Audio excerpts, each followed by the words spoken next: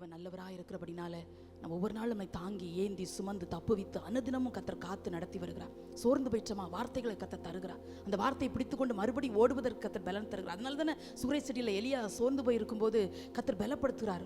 அப்பத்தையும் தண்ணீரையும் கொடுத்துட்டு படுன்னு சொல்லலை, நீ போக வேண்டிய தூரம் வெகு தூரம் என்று கத்தருடைய வார்த்தை கடந்து வருகிறது. இதுதான் தேவனுடைய பிள்ளைகளை நம்ம அனுபவிக்கிற அந்த பாக்கியமான கிருபைகள்.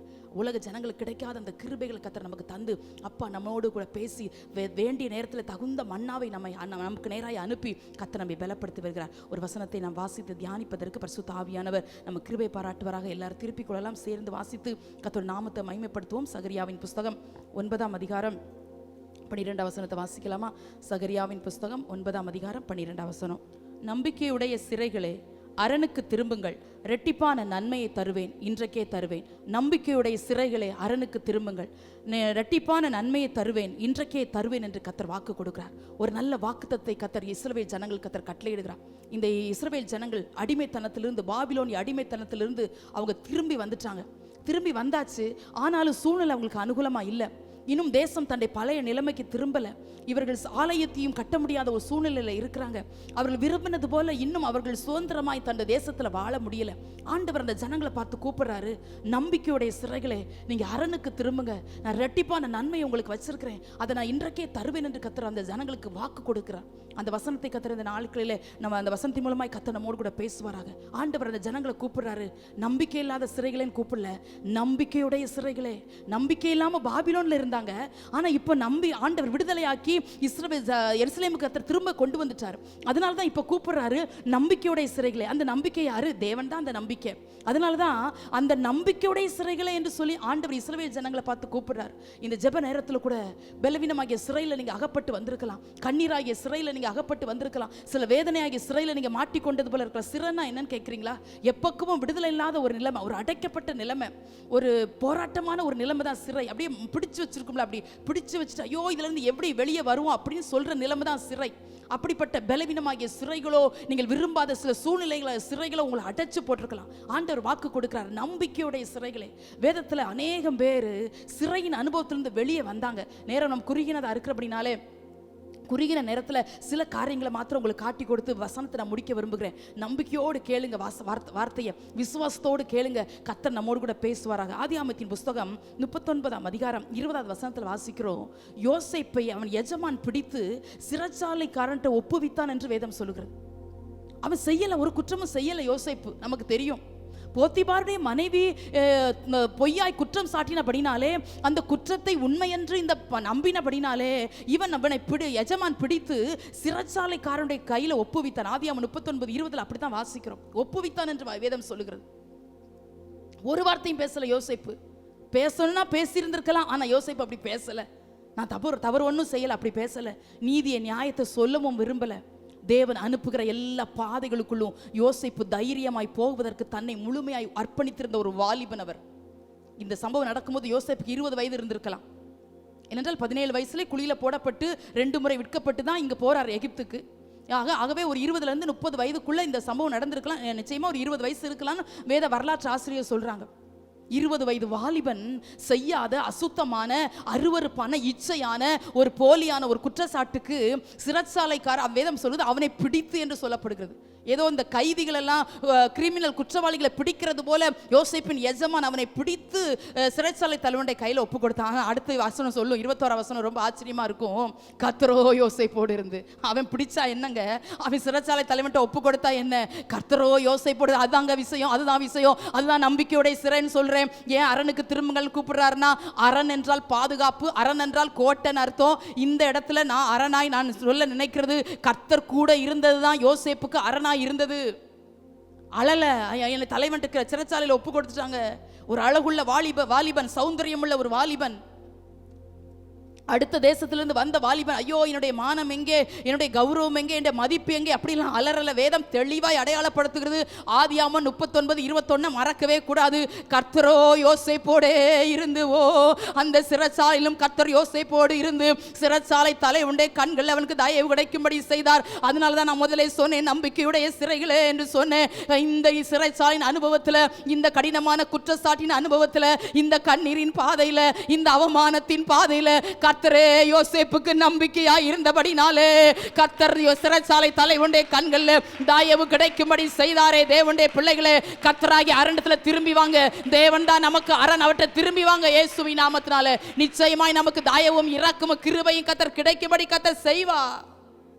எவ்வளவு தைரியமா வேதம் அழகாய் அந்த வார்த்தை பதிவு பண்ணப்பட்டிருக்கிறது. நம்பிக்கையுடைய சிறைகளே, நம்பிக்கையுடைய சிறைகள் முதல் பாயிண்டா நான் சொல்றது யோசேப்பை தான் சொல்றேன். யோசேப்பு 110 வயதுல மரிக்கிறார். 110 வயதுல மரிக்கும் போது ஆதியாகமம் 50:25 சொல்வாரு, இவ்வளவு 17 வயசுல எகிப்துக்கு போயிட்டாருங்க. அப்ப எத்தனை வருஷம் அங்க இருந்திருக்கிறார் பாருங்க. வாழ்க்கையில நெடுநாள் வாழ்ந்தது கானான்ல இல்ல, யோசேப்பு எகிப்துல தான் வாழ்றாரு. ஆனா அந்த 50ஆம் அதிகாரம் 25ஆம் வசனத்துல ஒரு வார்த்தை சொல்றார், சகோதரரை பார்த்து, தேவன் உங்களை சந்திக்கும் போது என் எலும்புகளை இவ்விடத்திலிருந்து கொண்டு போவீர்களாக என்று சொல்லுகிறார். சாக போறாரு யோசேப்பு. நான் எகிப்து தான் என்ன வாழ வச்சது, எகிப்து தான் என்ன உயர்த்திச்சு, எகிப்து தான் எனக்கு சோறு போட்டுச்சு, எகிப்து தான் இவ்வளவு பெரிய பதவி எனக்கு தந்தது, அதனால என் கல்லறை இங்க கெட்டுங்கன்னு சொல்லல யோசேப்பு. 110 வயதுல மரிக்கிறாரு. நம்பிக்கை, தேவன் உங்களை சந்திக்கும் போது. அந்த வார்த்தை எத்தனை பேர் புரியுறீங்கன்னு எனக்கு தெரியல. நான் அந்நிய தேசத்துல இருக்கிறேன், இந்த தேசம் எனக்கு சொந்த தேசம் அல்ல, அதனால எனக்கு இங்கேயே கல்லறை கட்டி வச்சிடாதீங்க, என் எலும்புகளை பத்திரப்படுத்தி வைங்க. தேவன் உங்களை சந்திக்கும் போது அந்த வார்த்தையில் இருக்கிற விசுவாசத்தை தான் நான் ஆணித்தரமா உங்களோடு பேசுறேன். விசுவாசமாகி அரண்ல யோசேப்பு நிற்கிறாரு.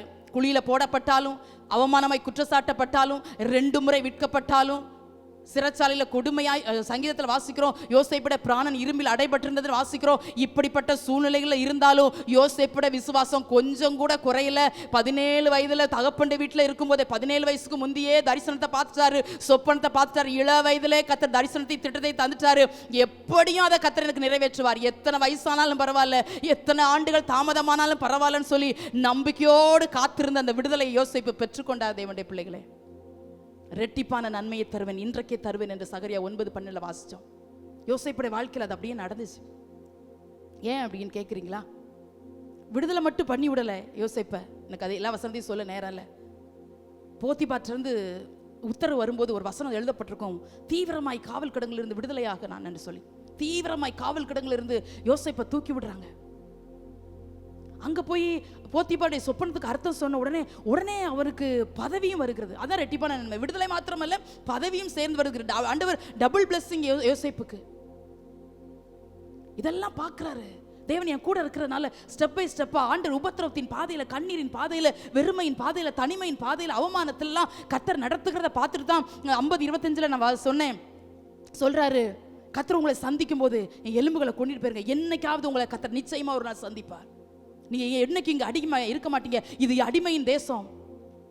எகிப்து நம்மளுக்கு தேவன் நமக்கு வாக்கு பண்ண தேசம் அல்ல, கானான் தான் வாக்கு பண்ண தேசம் என்பதை யோசேப்பு எவ்வளவு தரிசனமுள்ள கண்களால் பார்த்திருக்கிறார். தேவனுடைய பிள்ளைகளே, அப்பாட்டே ரொம்ப நாள் இல்லையே அவரு எகிப்துல போய் இருக்கிறாரு. ஆனாலும் கூட என்ன தரிசனமுள்ள கண்கள் பாருங்க. வேத அழகாய் சொல்லு, தேவன் உங்களை சந்திக்கும் போது எப்படியாவது கர்த்தர் ஒரு நாள் உங்களை சந்திப்பாரே. என்னை அங்கே கொண்டு போயிருங்க. அப்போ எவ்வளோ எத்தனை வருஷம் கழிச்சு கொண்டு போவாருன்னு தெரியாது. ஆனால் என் எலும்புகள் கூட எகிப்தில் இருக்கக்கூடாது. ஏனென்றால் கர்த்தர் என்னை ஆதரித்தார், கர்த்தர் என்னோடு இருந்தார், அவர் என்னை உயர்த்தினார். அதனால அந்நிய தேசத்தில் என் எலும்புகள் கூட இருக்கக்கூடாது என்பதை யோசேப்பு தைரியமாய் சகோதரருக்கு கட்டளையிட்டு ஆணை இடுவித்துக் கொண்டான் என்று வேதம் சொல்லுகிறது. நம்பிக்கையுடைய சிறைகளே, அரணுக்கு திரும்புங்கள். விசுவாசமாகி அரணுக்குள் யோசேப்பு இருந்ததுனால உயர்த்தப்பட்டார். கொஞ்சம் கூட அவருடைய விசுவாசம் குறையவே இல்லை. என்னாண்டவரை தரிசனத்தை தந்தீங்க, என்னப்பா சொப்பனத்தை தந்தீங்க, கொஞ்சம் கூட சொப்பனத்துக்கும் தரிசனத்துக்கும் சம்பந்தம் இல்லாம என் வாழ்க்கை போயிட்டு இருக்கிற நினைக்கல. அதனாலதான் ஆதியாகமம் 39:21 சொன்னேன், கர்த்தரோ யோசேப்போட இருந்து என்று வேதம் சொல்லப்படுகிறது. ஏன் கேள்வி கேட்கல, விசுவாசத்தை தளர விடல. அந்த கடினமான பாதையிலும் தேவன் நடத்துகிற பாதையில் தன்னை மனப்பூர்வமாய் ஒப்பு கொடுத்திருந்தபடினாலே யோசேப்புடைய வாழ்க்கை கர்த்தர் உயர்த்தினார். தேவனுடைய பிள்ளைகளே, கர்த்தரோ யோசேப்போடு இருந்து என்று எழுதப்பட்டது போல கர்த்தர் உங்களோடு கூட இருக்கிறார். நீங்கள் நடக்கிற பாதைகளில் கர்த்தர் உங்களோடு இருக்கிறார். நீங்கள் வடிக்கிற கண்ணீர்களை அவர் காண்கிறார். நீங்கள் அனுபவிக்கிற பலவீனங்களை அவர் பார்க்கிறார். யாருக்கும் தெரியாது, யாருக்கும் தெரியாது. அடிக்கடி நம்ம வாயிலிருந்து ஒரு வார்த்தை வரும், நான் போகிற பாதை யாருக்கும் தெரியாது நம்ம சொல்லுவோம். மனித அங்கலாய்ப்பில் நம்ம அப்படி சொல்கிறோம். ஆனால் யாருக்கு தெரியணும்னு நான் கேட்குறேன். ஆனால் அப்பா எல்லாத்தையும் பார்க்கிறாரே. நம்ம போகிற எல்லா வழிகளையும் அவர் அறிந்திருக்கிறார். அந்தந்த சமயத்துக்கு தகுந்தாற் போல உதவியும் ஆலோசனையும் கிருபைகளையும் தந்து நமக்கு வழி நடத்துகிறாரே. தேவனுடைய பிள்ளைகளே, கர்த்தர் நம்ம கூட இருக்கிறாரா? கர்த்தர் நம்ம கூட இருக்கிறாரா? கர்த்தர் ஏன் யோசேப்போடு இருந்தாரு? பரிசுத்தத்தை காத்து கொண்டதுனால. எத்தனை பேர் அப்படி நம்ம பரிசுத்த காத்துக்கொள்ள முயற்சிக்கிறோம்? அப்பா, ஆண்டவர் பரிசுத்தம் இல்லாத எந்த இடத்துலையும் அவர் வாசம் செய்யறது இல்லை. அவர் வாசம் செய்யறதுக்கு ஒரே ஒரு குவாலிஃபிகேஷன் என்ன தெரியுமா? பரிசுத்தம் எங்கே உண்டு அங்கே அப்பா உண்டு. நம்ம இருதயம் பரிசுத்தமா இருந்தா அப்பா நம்மளோடு கூட உண்டு. அப்பா என் கூட இருங்கப்பா. என்னைக்கு சிறைச்சாலை இல்லை தேவனுடைய பிள்ளைகளே. யோசேப்பை என்னைக்கும் சிறைச்சாலையின் கதவுகள் யோசேப்பை அடைத்து வைக்க முடியல. இந்த தண்ணீர் இல்லாத குழி என்றைக்கும் யோசேப்பை அடைத்து வைக்க முடியல. ஏன்? யோசேப்புக்கு பரிசுத்தம் உண்டு. யோசேப்பின் தேவன் யோசேப்போடு கூட உண்டு. அதனால் ஏற்ற வேலை வரும்போது கர்த்தர் விடுதலையாக்கி வெளியே கொண்டு வருகிறார். உங்களுக்கும் அப்படிதான். நம்முடைய வாழ்க்கையில் என்னைக்கும் சிறைச்சாலையின் அனுபவங்கள் அல்ல, ஆண்டவர் விடுதலையாக்கி வெளியே கொண்டு வருவதற்கு கர்த்தர் நாள் குறித்திருக்கிறார். இப்பொழுது நீங்கள் போகிற பாதை உங்களுக்கு அங்கலாய்ப்பா இருக்கலாம், கண்ணீரா இருக்கலாம். ஆண்டவர் என்னைக்கு மாறும், இந்த தேதி தெரிஞ்சா கூட நல்லா இருக்குமே, என்னைக்கு ஆண்டவர் இந்த போராட்டத்திலிருந்து வெளியே வருவேன் என்று அநேக நாட்கள் நீங்க கேள்வி கேட்கலாம். நிச்சயமாய் மாறும், நிச்சயமாய் மாறும். இரண்டாவதாக உங்களுக்கு காட்டி கொடுக்கிறேன். 1 சாமுவேலின் புஸ்தகம் 30ஆம் அதிகாரம் 3 வசனத்தில் வாசிக்கும் போது தாவீதும் அவருடைய மனுஷர்களும் சிக்லாக் என்ற பட்டணத்துக்கு வர்றாங்க. வேதம் சொல்லுகிறது, அந்த சிக்லாக் பட்டணத்துக்கு வந்தபோது அவருடைய மனைவிகள், குடும்பங்கள், குமாரர், குமாரத்திகள் எல்லாவற்றையும் சிறைபிடித்து கொண்டு போகப்பட்டார்கள். சிறையிலிருந்து மீட்கப்பட்டவங்களை தான் சொல்லிட்டு இருக்கிறேன். சிறைபிடித்து கொண்டு போகப்பட்டார்கள். அழுகிறதற்கு பலன் இல்லாமல் தாவீதும் அவனோடு இருந்தவன் அழுது முடிச்சாச்சு. பட்டணத்தையும் சுட்டரிச்சிட்டாங்க. இங்க வந்து பார்த்தா எல்லாம் எம்டியா இருக்குது, ஒண்ணு கூட இல்லை. எல்லாத்தையும் அமலேக்கியர் கொண்டு போயிட்டாங்க. எப்படி இருந்திருக்கும்? குடும்பமே இல்லை. தாவீது மாத்திரமல்ல, தாவீதோடு இருந்தவளுக்கும் அதே நிலைமை பார்க்கறாங்க, ஒரே வெறுமையை பார்க்கறாங்க. ஆனா அந்த நேரத்தில் தாவீது ஒரு வார்த்தை செய்கிறார். 8ஆம் வசனத்துல கர்த்தரிடத்துல போய் விசாரிக்கிறார். ஆண்டவரே, நான் அந்த தண்டை பின்தொடர்ந்து போலாமா? நான் அதை பிடிப்பேனா ஆண்டவரே? ஆண்டவரே, நீங்க பார்த்துட்டு தானே இருந்தீங்க, சிறைப்பிடித்து கொண்டு போகும்போது நீங்க தானே பார்த்தீங்க. எங்கள் மனைவி, எங்கள் பிள்ளைகள், எங்கள் குமாரர், குமாரத்துக்கு எல்லாவற்றையும் நாங்கள் இழந்து அழுகிறதுக்கு பலன் இல்லாம போக மட்டும் அழுறதையும் பார்க்கிறாரே, அவற்றை போய் என்னத்தை போய் கேள்வி கேட்கணும், அவற்றை போய் என்ன விசாரிக்கணும்னு தாவீது நினைக்கல. அதுதாங்க அரண். கர்த்தர் அரணாய் காட்டி கொடுக்குறேன் இந்த இடத்துல உங்களுக்கு. கர்த்தரத்துல போய் விசாரிக்கிற, ஆண்டவரே நான் போவனா, நான் அதை பிடிப்பேனா? ஆண்டு சொல்லார், நீ பின்தொடர், அதை நீ பிடித்து சகலத்தை நீ திருப்பி கொள்வா என்று ஆண்டு வாக்கு கொடுக்கிறார். நீ சும்மாவே இரு தாவீது, நானே எல்லாத்தையும் பிடிச்சு உன் கையில கொண்டு தருவேன்னு சொல்ல. பின்தொடர். சில பிரச்சனைகளை பின்தொடர்ந்து ஜெயத்தை வாங்கணும்.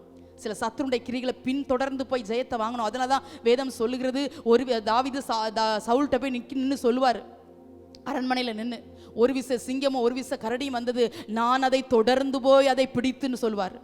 தாவீதுக்கு ஒரு நல்ல ஆவிக்குரிய பழக்கம் இருந்தது. தொடருகிற அனுபவம், நிக்கிற அனுபவம் இல்ல, தொடருகிற அனுபவம். சத்துரு பிடிச்சா கூட நான் தொடர்ந்து போய் அதை பிடிப்பேன், அதை நான் திருப்பி கொண்டு வருவேன் என்கிற அதிகாரமுள்ள அபிஷேகமுள்ள நம்பிக்கை தாவீதுக்கு இருந்ததுனால தைரியமாய் பின்தொடர்கிறார். தாவீதுக்கு பலன் இல்லை, பலன் இல்லாம போக மட்டும் அழுது முடிச்சாச்சு, பலத்தை எல்லாம் கண்ணீர்லே முடிச்சாச்சு. பலன் இல்லாத தாவீது தைரியமாய் கர்த்தர் சொன்னார் என்று பின்தொடர முடியுமானால், அபிஷேகம் பெற்ற தேவ பிள்ளைகளாகிய நாம் சத்துருவை, சில பலவீனங்களை, சில போராட்டங்களை, சில சோதனைகளை பின்தொடர்ந்து ஜெயிக்க வேண்டிய காலம் இது என்பதை அறிந்து பின்தொடரணும். இயேசுவின் நாமத்தினால வசனத்தை சொல்லி பின்தொடருங்க, ஆராதித்து பின்தொடருங்க, துதித்து துதித்து பின்தொடருங்க. சத்துரு வெட்கப்பட்டு போவான். ஆண்டவர் சொல்ல, நீ சகலத்தை நீ திருப்பிக் கொள்வாய். ஒரு வார்த்தையும் கொஸ்டின் கேட்கல. தாவீது உடனே எழுந்தாச்சு. தாவீதோட போறாங்க. கொஞ்சம் பேர் தான் போறாங்க, கொஞ்சம் பேர் விடாய்த்து போய் அவர்களும் பேச ஒரு ஆற்றண்டையில் நின்றுட்டாங்க. தாவீது யாற்றையும் வர்றீங்களா வரலையான்னு கெஞ்சிக்கிட்டு இருக்கல. ஏன்னா வார்த்தை உண்டு, தாவீதுக்கு வார்த்தை உண்டு. வார்த்தையை பிடித்து கொண்டவர் தாவீது. அதான் கர்த்தரத்துல போய் விசாரிக்க. அதனால தான் சங்கீதத்தில் அடிக்கடி வாசிக்கிறோம், கர்த்தரின் பலன், கர்த்தரின் கேடகம், கர்த்தரின் கோட்டை, கர்த்தரின் கண்மலை, நான் நம்பி இருக்கிறவர் என்று சொல்வேன். கர்த்தரோ எனக்கு ஆதரவா இருந்தார். கர்த்தர் கர்த்தர் கர்த்தர். நிறைய சங்கீதங்களை வாசித்து பாருங்க, கர்த்தர் என்றே அறிமுகப்படுத்துகிறார். கர்த்தரை அரணாய் பிடித்து கொண்டார் தாவீது. அதனால தாங்க ஜெயித்தார். 19ஆம் வசனத்தில் வாசிக்கிறோம், தாவீது ஒன்று குறைபடாமல் எல்லாவற்றையும் திருப்பி கொண்டான். கர்த்தருடைய வார்த்தை ஒன்றும் கூட தாமதிக்கல, அப்படியே நிறைவேறினது. தேவனுடைய பிள்ளை, இதோ ஒன்றை இழந்து விட்டோம் என்கிற வெறுமையை அனுபவிக்கிறோம் என்கிறதான ஒரு சூழ்நிலையில் உங்க உள் உணர்வு அப்படி இருக்கலாம். ஆண்டவர் இதை இழந்துட்டோம், சமாதானத்தை, சுகத்தை, பலனை, ஆரோக்கியத்தை, நன்மைகளை, ஆசீர்வாதங்களை. இல்லை இல்லை இல்லை, இது பின்தொடர வேண்டிய காலம். சத்துருக்கு பறிச்சுட்டு போறது சத்துருடைய வேலை. அவன் கொஞ்சம் பறிச்சு பார்ப்பான் பின்தொடர்றாங்களான்னு. சிலர் சத்துரு தான் பறிச்சுட்டு போயிட்டானே, நம்ம ஏன் பின்தொடரணும்னு அமைதியா இருந்து தான் தோல்வி அனுபவிக்கிறாங்க. இல்ல தேவனுடைய பிள்ளை, கர்த்தர் நமக்கு சத்தியத்தை கற்றுக் கொடுத்து கொண்டிருக்கிறார். சத்துரு பறிச்சுட்டு போற மாதிரி இருக்கா? சத்துருக்குள்ளது அல்ல, அது நமக்குள்ளது. நமக்குரிய ஒன்றும் சத்துருடைய கைவசமாய் போக கூடாது. நம்ம வீட்டில் இருக்கிற நம்மளுடைய பிள்ளைங்க, நம்ம தேவன் நமக்கு நம்பி கொடுத்த ஆசீர்வாதங்கள், தேவன் நமக்கு தந்த சுகம், பலன், ஆரோக்கியத்தை நமக்குரியது, பிள்ளைகளின் அப்போ அதை சத்ரு பறித்து கொண்டு போவதற்கு இடம் கொடுக்கவே கூடாது. அப்படி ஒரு சூழ்நிலைகளை உங்கள் வீடுகளை நீங்கள் உணர்வீங்கன்னா பின்தொடர்ந்து திருப்பிக் கொள்ளணும். பின்தொடர்ந்து தான் திருப்பிக் கொள்வாங்க, எல்லாரும் திருப்பிக் கொள்ள முடியாது. தாவீது ஒன்றும் குறைபடாமல், தாவீதின் கொள்ளை என்று சொல்லி அவர்கள் சந்தோஷப்படுகிற அளவுக்கு எல்லாவற்றையும் திருப்பிக் கொண்டா. ஏன் தெரியுமா? கர்த்தர் சொன்ன வார்த்தையை பிடித்து கொண்டு, கர்த்தரை அரணாய் கொண்டபடினாலே. அதான் சொன்னேன், நம்பிக்கையுடைய சிறைகளே அரணுக்கு திரும்புங்கள். அரணா என்னது? யோசேப்புக்கு விசுவாசம் அரணா இருந்தது, தாவீதுக்கு கர்த்தரை அரணா இருந்தார். 2 ராஜாக்கள் 5ஆம் அதிகாரம் 2ஆம் வசனத்துல ஒரு சம்பவத்தை நம்ம வாசிக்கிறோம். சீரியாவிலிருந்து தண்டுகள் புறப்பட்டு இஸ்ரவேல் தேசத்திலிருந்து ஒரு சிறு பெண்ணை சிறைபிடித்து கொண்டு வந்திருந்தார்கள் என்று வேதம் சொல்லுகிறது. அவள் நாகமானின் மனைவிக்கு பணிவிடை செய்து கொண்டிருந்தாள். யாருன்னு தெரியல, ஒரு சின்ன பிள்ளை அவர்கள் சிறையாய் கொண்டு வந்திருக்கிறாங்க. வேதமே சொல்லுகிறது ஒரு சிறு பெண் என்று. அவள் நாகமானாகிய தன்னுடைய எஜமானுடைய மனைவிக்கு பணிவிடை செய்து கொண்டிருந்தாள். சின்ன பிள்ளைங்க, சின்ன பிள்ளை. ஆனா நாகமான் யாரு? அவன் சீரியாவின் படைத்தலைவன், அவன் குஷ்ரோகியா இருக்கிறான் என்று வேதம் சொல்லுகிறது. இவளுக்கு என்ன வேலைன்னா, எஜமானுடைய மனைவிக்கு வேலை செய்யறதா வேலை, குட்டி பொண்ணு. ஆனால் இவள் ஒன்றை அறிந்திருக்கிறாள், என் எஜமான் குஷ்ரோகமா இருக்கிறார் என்பதை அறியக்கூடிய அறிவு சிறு வயதிலே இந்த சின்ன பிள்ளைக்கு இருந்துச்சு. ஏன்னா அவ இஸ்ரவேல் தேசத்து பிள்ளை, அவ சீரியா பிள்ளை இல்லை. அதனால அவள் தாயும் தகப்பனும் சொல்லி கொடுத்து வளர்த்திருந்திருக்கிறாங்க. அதனால எஜமான பார்க்கும்போது அவருடைய மனம் ஏங்குது. நாங்கெல்லாம் நல்லா இருக்கும் போது என் எஜமான் குஷ்ரோகியா இருக்கிறாரு, இவர் குஷ்ரோகியா இருக்கக்கூடாது, இவர் சுகமாக வேண்டும் என்கிற ஒரு நல்ல எண்ணம் அந்த பிள்ளைக்கு. அடிமையா வந்த பிள்ளை, சிறையாய் பிடித்து கொண்டு வந்த பிள்ளை, வீட்டு வேலை செய்யற பிள்ளை. அந்த இருதயம் ரொம்ப விசாலமா இருந்துச்சு, இருதயம் நல்ல இருதயமா இருந்துச்சு. என்ன பிடிச்சிட்டு இந்த வீட்டில் வச்சிருக்கிறாங்களா, இந்த எஜமான் நல்ல வேலை குஷ்ரோகம் பிடிச்சிச்சு, இப்படிப்பட்டவனு குஷ்ரோகம் தான் பிடிக்கணும், அந்த பிள்ளை கெட்ட என்ன பண்ண அப்படி நினைக்கல. நல்ல உள்ளம் இருந்ததுனால அவ அந்த எஜமான்கிட்ட போய் பேசுறதுக்கு அவளுக்கு தைரியம் இல்லாமல் இருந்திருக்கலாம். என்ன குட்டி பொண்ணு பார்த்தீங்களா, அதனால. ஆனால் ஒன்று செய்கிறா, எஜமானுடைய மனைவிட்ட போய் சொல்றா. அடுத்த வசனம் அப்படிதான் சொல்லுது, எஜமான் இப்படி குஷ்ரோகமா இருக்கிறாரே, என் ஆண்டவன் சமாரியாவில் இருக்கிற தீர்க்கதரிசனத்தில் போவாரானால் நலமாயிருக்கும், அவர் இவருடைய குஷ்டரோகத்தை நீக்கி விடுவார் என்றார். நல்ல வார்த்தை சொல்றா. என்ன எஜமான் சமாரியாவில் இருக்கிற இஸ்ரவேல் தேசத்தில் இருக்கிற சமாரியாவுக்கு போனா அங்க எலிசா இருக்கிறாரு. என்ன ஒரு விசுவாசம் பாருங்க. சின்ன பிள்ளையிலே எலிசாவை குறித்து, எலிசா செய்கிற அற்புதங்களை குறித்து, தேவனுடைய கிரியைகளை குறித்து அந்த பிள்ளை கேள்விப்பட்டு வளர்ந்துருக்கனால இந்த அந்நிய தேசத்துக்கு வந்தாலும், சிறையாய் வந்தாலும், வீட்டு வேலை செய்யறதுக்காக இந்த பிள்ளையை பிடிச்சிட்டு வந்தாலும் அந்த விசுவாசம், அந்த நம்பிக்கை அது குறையவே இல்லை. அதை இங்க சொல்லி கொடுக்குது. இவங்க சீரியாவில் இருக்கிறவங்களாம் தேவனை அறியாதவங்க. ஆனா கூட சொல்லி பார்ப்போமே, போவாரானால் நலமா இருக்கும், நல்லா இருக்குமே, போயிட்டு வர சொல்லுங்களேன் எஜமான. என்ன ஆண்டவன் பாருங்க, குட்டி பிள்ளை எப்படி பேசுது பாருங்க. உங்க கணவன் பேசல, என்ன ஆண்டவன் சமாரியாவில் இருக்கிற தீர்க்கதரிசி யார்? எலிசாவை தான் அந்த பிள்ளை சொல்லுது. போவாரானால் நலமா இருக்கும், அவர் குஷ்டரோகத்தை நீக்கி விடுவார். எங்க அவ சிறையா கொண்டு போக வந்த பிள்ளை கர்த்தருடைய வார்த்தையை நம்புறா. எலிசா சொன்னா சுகமாகும். எலிசாவை நம்புறான்னு நான் சொல்லல, எலிசா வாயிலிருந்து தீர்க்கதரிசியாக எலிசாவை இரட்டிப்பான வரம் பெற்ற எலிசாவின் வாயிலிருந்து பிறக்கிற அந்த வார்த்தையின்படி கர்த்தர் என் எஜமானாகிய ஆண்டவனுக்கு நிச்சயமாய் சுகம் தருவார் என்கிற வார்த்தையை பிடித்து கொண்டு என் எஜமாட்டிக்கு அறிவிக்கிறார். இங்க நான் கர்த்தருடைய வார்த்தையை அரணாய் நான் சொல்ல விரும்புகிறேன். எத்தனை பேர் கர்த்தருடைய வார்த்தையை பிடிச்சு கொள்றீங்க? உடனே அவங்க மனைவி போய் எஜமான்ட்ட சொல்ற, கணவன்ட்ட சொல்றாங்க, நாகமான்ட்ட சொல்றாங்க, எங்க நம்ம வீட்டில் வேலை பார்க்குற பொண்ணு இப்படிலாம் சொன்னா போறீங்களான்னு. கீழே உள்ள சம்பவம் உங்களுக்கு தெரியும், நான் சொல்லிட்டு போக நேரம் இல்லை, நமக்கு தெரியும். அவனுக்கு முதல்ல கோவம் வருது. தீர்க்கதரிசி என்னை தொட்டு சுகமாக்குவார் நினைச்சனே, ஐயோ அப்படியெல்லாம் எனக்கு ஈஸியா சுகம் கிடைக்கலையே, இவர் போய் யோர்தான்ல 7 தரம் முங்கு என்று சொல்கிறாரே என்றெல்லாம் கோவப்படுறாரு. ஆனா மூழ்கி எழும்பும்போது கர்த்தர் பரிபூர்ண சுகத்தை கட்டளையிட்ட பிற்பாடு ஆண்டவராகிய தெய்வத்தை அறிந்து கொண்டு நம்ம வாசல சொன்னா ரட்சிக்கப்பட்டு ஊருக்கு திரும்பி வருகிறார். காரணம் என்ன? சிறையாய் கொண்டு போகப்பட்ட பிள்ளை அந்த சிறையின் நடுவிலும், அந்த அடிமைத்தனத்தின் நடுவிலும், அந்த வேலை பழுக்களின் நடுவிலும் கர்த்தருடைய வார்த்தையை சொல்லி கொடுக்குது அந்த எஜமாட்டிட்ட. என் எஜமான் என் ஆண்டவன் அங்க போவாரானால் நலமா இருக்கும். கர்த்தருடைய வார்த்தை வரும் எலிசாவுடைய வாயிலிருந்து, அப்படியே உங்க எஜமானுக்கு, நம்முடைய ஆண்டவனுக்கு குணமாகுமேன்னு சொல்லி ஒரு நல்ல வார்த்தையை சொல்லி கொடுக்குது. தேவனுடைய பிள்ளைகளே, கர்த்தருடைய வார்த்தையை எத்தனை பேர் பிடித்து கொண்டு ஜெயிச்சிங்க? கர்த்தருடைய வார்த்தையை எத்தனை பேர் பிடித்துக்கொண்டு சந்தோஷப்படுறீங்க? கர்த்தருடைய வார்த்தையை பிடித்துக்கொண்டு எத்தனை பேர் அடுத்தவங்களுக்கு சொல்லி கொடுக்குறீங்க? இந்த வார்த்தையை பிடித்துக்கொண்டு நான் ஜெபிச்சேன், இந்த வார்த்தையின்படி கர்த்தர் எனக்கு கட்டளையிட்டார், இந்த வார்த்தையின்படி என் ஜெபத்தை கேட்டார், இந்த வார்த்தையின்படி கர்த்தர் என் வாழ்க்கையில் அற்புதம் செய்தார். எத்தனை பேர் தைரியமாய் கர்த்தருடைய வார்த்தையை அறிக்கையிட முடியும் என்று எனக்கு தெரியல. இதுவரைக்கும் அப்படி ஒரு பழக்கம் இல்லாது இருக்குமானால் தயவு செய்து உங்களை கேட்கிறேன், அந்த அனுபவத்துக்குள் வாருங்கள். கர்த்தருடைய வார்த்தை நம்மை விடுவிக்கும், கர்த்தருடைய வார்த்தை நம்மை தேற்றும், கர்த்தருடைய வார்த்தை நம்மை சுகப்படுத்தும், கர்த்தருடைய வார்த்தை நமக்கு அற்புதங்களை செய்யும், கர்த்தருடைய வார்த்தை நம்மை வாழ வைக்கும், கர்த்தருடைய வார்த்தை நம்மை மேன்மைப்படுத்தும். இயேசுவின் நாமத்தில் கர்த்தருடைய வார்த்தையாகிய பலனை சார்ந்து கொள்ளுங்கள். அவருடைய வார்த்தையில உண்மை உள்ளவர். அதான் வேதம் சொல்லுது, அவர் வசனத்தை அனுப்பி குணமாக்குகிறார் என்று வேதம் சொல்லுகிறது. வசனத்தை அனுப்பி வார்த்தையை படிச்சுக்கோங்க. யாரும் இல்லை யாரும் இல்லைன்னு சொல்றதை விட வார்த்தை இருக்குது, வார்த்தை இருக்குது, கர்த்தர் கொடுத்த வார்த்தை இருக்குது. கொடுத்து 2 வருஷமா இருக்கலாம். சரி, யோசேப்பு 16 வயசுல சொப்பனம் கண்டாருன்னு வைங்களேன், இது நிறைவேறும் போது 30 வயசு. கிட்டத்தட்ட 16 வருஷம் 17 வருஷம் காத்திருக்கிறார்ல. அதுக்கப்புறம் தானே 13 ஆண்டுகளாவது குறைஞ்சது, 13 ஆண்டுகளாவது காத்திருக்கிறார் தானே. அதுக்கப்புறம் தானே இந்த சொப்பனம் நிறைவேறுகிறது. குறித்த காலத்துக்கு தரிசனம் வைக்கப்பட்டிருக்கிறது. தாமதித்தாலும் அதற்கு காத்திரு, அது நிச்சயமாய் வரும். ரீகமானா ஷபலகதுரியாந்தான், யாரோட ஆண்டவர் தெளிவாக இடைபடுகிறது. ஆவில உனக்கு குறித்த காலத்துக்கு தரிசனம் வைக்கப்பட்டிருக்கிறது. அது இன்னைக்கா நாளைக்கா நாளை கழிச்சா நமக்கு தெரியாது. ஆண்டவர் குறித்த காலம் அது, அது ஆண்டவர் முன்குறித்த காலம் அது, அது ஆண்டவர் நியமித்த காலம் அது. அது வரைக்கும் கர்த்தர் காத்திருக்க வைக்கிறார், காத்திருக்க சொல்லுகிறார். அந்த காலத்துல அந்த வார்த்தை நிச்சயமா நிறைவேறும். தேவனுடைய பிள்ளைகளே, இந்த சிறையா வந்த பிள்ளை கர்த்தருடைய வார்த்தையை சொல்லுதே, அரண். அதான் சொல்லி கொடுத்தல, கர்த்தருடைய வார்த்தை தான் உங்களுக்கு எனக்கும் அரண். கடைசி ஒரு வார்த்தையை சொல்லி முடிக்கிறார். அப்போஸ்தலர் 12:5 வசனத்துல வாசிக்கிறோம், பேதுரு சிறைச்சாலையில் அடைக்கப்பட்டிருக்கிறார். 2 போர்ச்சேகர்கள் அவரை காத்து கொண்டிருக்கிறார். 2 சேவகர் நடுவே நித்திரை பண்ணி கொண்டிருந்தான் என்று வேதம் சொல்லுகிறது. ஏற்கனவே யாக்கோப பட்டயத்தால் ஏரோது கொன்னுட்டான். இப்போ பேதுருக்கு நாள் குறிச்சாச்சு. 5ஆம் வசனம் சொல்கிறது, அவர் சிறைச்சாலையிலே காக்கப்பட்டிருக்க சபையார் அவனுக்காக தேவரை நோக்கி ஊக்கத்தோட ஜெபம் பண்ணினார்கள். நடு ராத்திரில கூட ஜெபிக்கிறாங்க.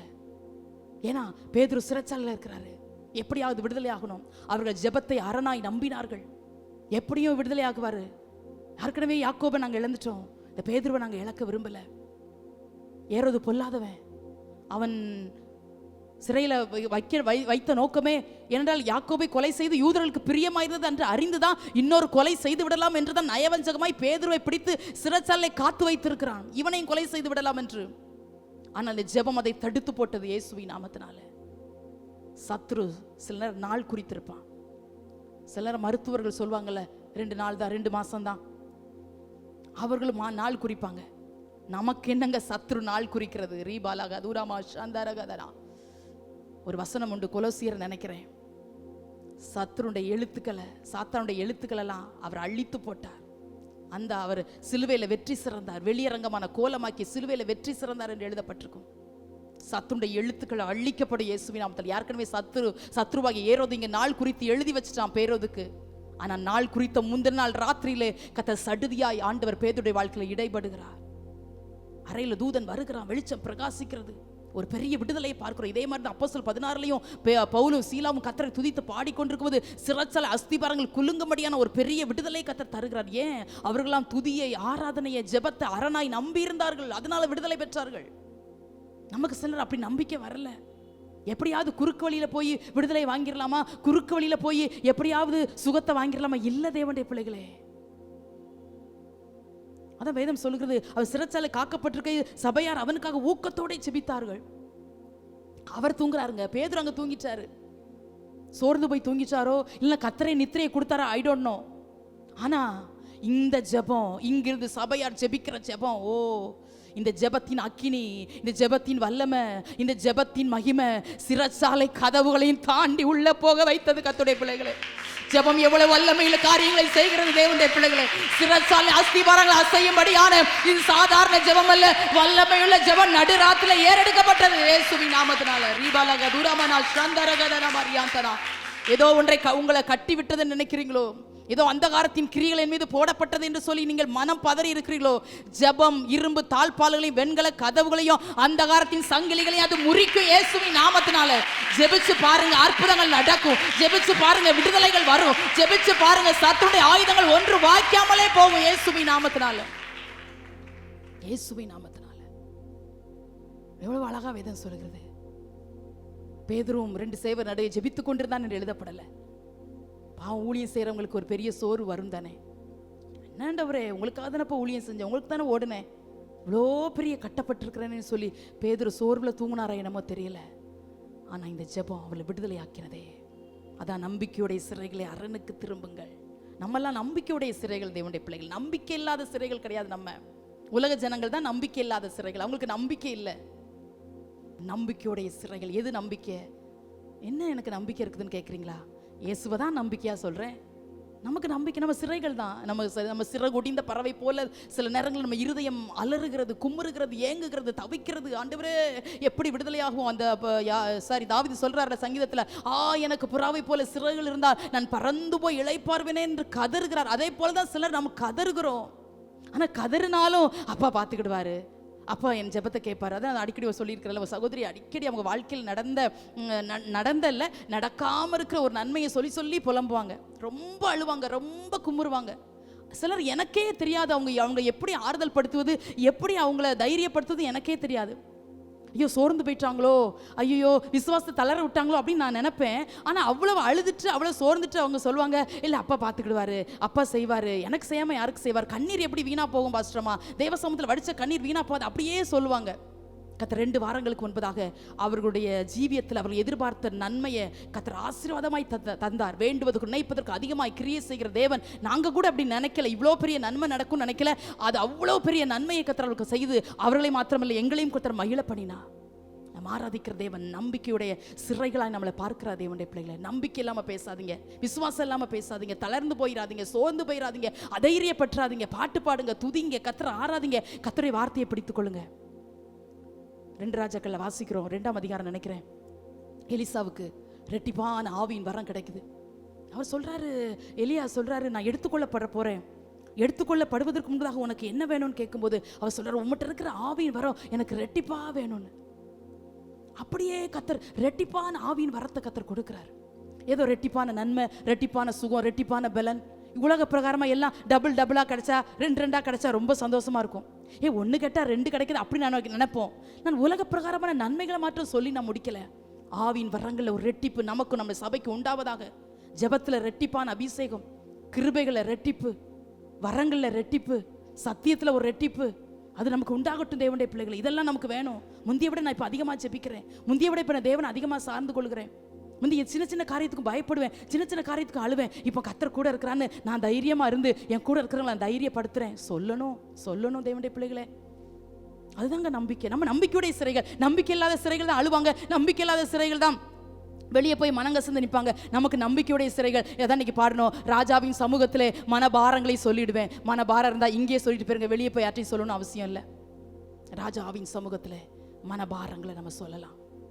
ஆண்டவர் அப்படிப்பட்ட ரெட்டிப்பான கிருபைகளால் கர்த்தர் நம்மை அலங்கரிப்பாராக. ஏசாயா 61:7 நினைக்கிறேன், உங்கள் வெட்கத்துக்கு பதிலாக 2 அத்தனையாய் பலன் வரும் என்று எழுதுகிறார். உங்கள் வெட்கத்துக்கு பதிலாக 2 அத்தனையாய் பலன் வரும். வெட்கப்பட்ட இடங்களில், நிந்திக்கப்பட்ட இடங்களில், அவமானப்பட்ட இடங்களில், கண்ணீர் வடித்த இடங்களில் ரெட்டிப்பான பலனை கர்த்தர் நமக்கு தருவார். அந்நிய கண்கள் அல்ல, நம்முடைய கண்களும் அதை பார்த்து கர்த்தர் நாமத்தை மகிமைப்படுத்துகிற காலம் வரும். யோபு 42 வாசிக்கிறோம்ல, ஆண்டவர் ஏன் யோபு ஆசீர்வதிக்கிறார்? அவன் சிறையிருப்பை மாற்றி 2 அத்தனையாய் கர்த்தர் யோபு ஆசீர்வதித்தார் என்று வேதம் சொல்லுகிறது. சிறையிருப்பை மாற்றின யோபு சிறையில் இல்லை, அவருக்கு வந்த சூழ்நிலைகள், வந்த வியாதிகள், வந்த போராட்டங்கள் எல்லாம் சிறை மாறி அப்படியே ஒடுங்கி போச்சு, ஒடுக்கி விட்டது யோப. அலறுகிறார். பல அதிகாரங்களில் பாருங்க, யோபு வாயை திறந்து ஆண்டவற்றை ரொம்ப கொஸ்டின் கேட்கிறார், கதறாரு, கத்துறாரு. ஆனாலும் யோபுடைய நிலைமைகளை கர்த்தர் தலைகளாய் மாற்றுகிறாரே. ரெட்டிப்பான கிருபைகளை தந்து, ரெட்டிப்பான ஆசீர்வாதத்தை தந்து கர்த்தர் யோபு ஆசீர்வதித்தார்.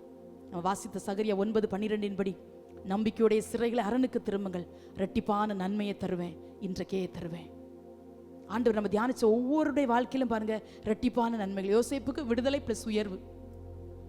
தாவீது இழந்து போன எல்லாவற்றையும் திருப்பி கொண்டான், ஒன்று குறைவிடாமல் திருப்பி கொண்டான். ஏதோ கொஞ்சம் திருப்பி கொண்டான் என்று எழுதல, இழந்து போன எல்லாவற்றையும் ஒன்று குறைவிடாமல். நான் சொல்றேன், அமலேக்கியர் பொல்லாதவங்க, அவங்க பிடிச்சிட்டு போகும்போதே இவங்க ஜீவனை அழிச்சிருந்துருக்கணும். பட்டணத்தெல்லாம் சுட்டரிச்சவங்க ஜீவனை தொடாதபடி கர்த்தர் காத்துக்காரர். ரெட்டிப்பாய் அவரும் திருப்பி கொள்கிறார். ரெட்டிப்பான கிருபைகளை கர்த்தர் தருகிறார் பரிசுத்தவான்களுக்கு.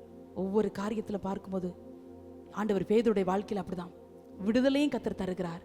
ஏரோது பேதுரு மேல் கைவிடாதபடி கத்தர் பாதுகாக்கிறார்.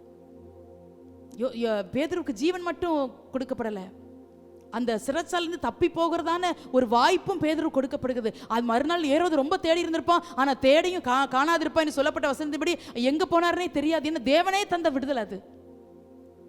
சூழ்நிலைகள் நம்மை சிறைபிடிக்க முடியாது, பலவீனம் நம்மை சிறையாய் வைக்க முடியாது தேவனுடைய பிள்ளைகளே. அதான் சொன்னேன், நம்பிக்கையுடைய சிறைகளை தான் திரும்ப திரும்ப சொல்றேன். ரெட்டிப்பான் நன்மை தருவேன், இன்றைக்கே தருவேன். அப்படின்னா இன்னைக்கே கிடைக்குமா? அப்படி அர்த்தம் இல்லை. ஆண்டவர் குறித்த காலம், நியமித்த காலம், முன்குறித்த காலத்துல கர்த்தர் நமக்கு தருகிறார். அதான் சங்கீதம் 102 ஒரு வசனம் சொல்லப்பட்டிருக்குதும், தேவரீர் எழுந்தருளி சியோனுக்கு இறங்குவீர், அதற்கு தயை செய்யும் காலமும் அதற்காய் குறித்த நேரமும் வந்தது என்று சொல்லப்படுற. தேவன் குறித்த நேரம் ஒன்று உண்டு, தேவன் குறித்த வேலை ஒன்று உண்டு. அந்த வேலை வரைக்கும் காத்திருக்கிறது தான் இன்றைக்கேன்னு அர்த்தம். அது வரைக்கும் அதான் ஆண்டவர் இஸ்ரவேல் ஜனங்களுக்கு வாக்கு கொடுக்கிறா. நம்பிக்கையுடைய சிறைகளே, நீங்க பாபிலோன் திரும்பி வந்துட்டீங்க, உங்களுக்கு அரணுக்கு திரும்புங்கள். அப்படின்னா தேவன்கிட்ட திரும்புங்க, கத்திரத்துல திரும்புங்க, உலகத்தை நோக்கி பார்க்காதீங்க. பாபிலோனின் வழக்கங்களை ஒருவேளை இவங்க கைவிடாம கூட இருந்திருக்கலாம். ஏன்னா அங்கே இருந்துட்டாங்க, 70 வருஷம் இருந்துட்டாங்க பீரியடா பாபிலோன்ல இருந்ததுனால தேவன்ட்ட திரும்ப இன்னும் மனசு வரலையோ என்னமோ தெரியல. அதான் ஆண்டவர் வார்த்தையை சொல்றாரு, அரணுக்கு திரும்புங்கள். அப்படி திரும்புவீர்களானால் உங்களுக்கு நன்மையை தருவேன், அதை குறித்த காலத்துல தருவேன், அதான் இன்றைக்கே தருவேன் என்று கர்த்தர் வாக்கு கொடுக்கிறார். எல்லாரும் அப்படி விசுவாசத்தோடு முழங்கால் படிடலாம்.